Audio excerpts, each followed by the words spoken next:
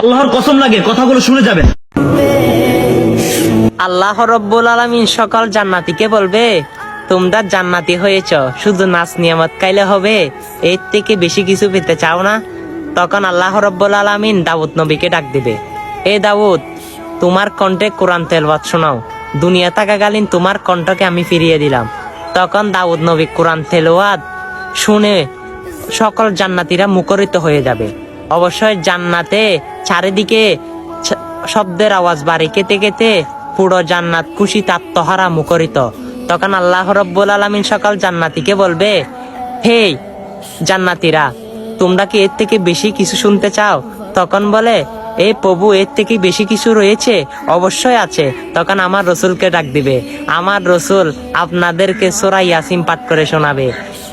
সূরা ইয়াসিনের পাঠ শুনে, আমার রসুলের তেলাওয়াত শুনে আপনি আত্মহারা হয়ে যাবে, আপনি ভাবতেও পারতেছেন না কত সুন্দর হবে। তখন আমার প্রভু আবারও ডাক দিবে, হে জান্নাতীরা, এর থেকে বেশি কিছু শুনতে চাও? তখন জান্নাতীরা বলবে, হে প্রভু, এর থেকে বেশি কিছু আছে সেটা তো আমি মনে করি না, যে জায়গায় আমার রসুল আমাদেরকে কোরআন তেলাওয়াত পড়ে শুনিয়েছেন। তখন আমার প্রভু বলবে, হ্যাঁ আছে, এর থেকে বেশি সুন্দর।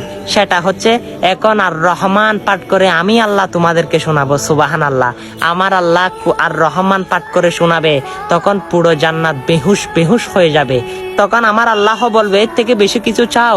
তখন জান্নাতীরা বলবে, এর থেকে বেশি কিছু চাই, সেটা হচ্ছে আপনার দিদার।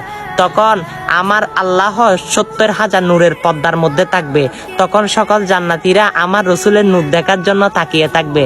আমার আল্লাহ নূরের এমন একটি জাকুনি দিবে, সেই নূরের জাকুনিতে সকল জান্নাতবাসী 1000 কোটি বছর ওই নূরের তাজাল্লি দেখে অবাক হয়ে থাকবে। সুবহানাল্লাহ, সুবহানাল্লাহ।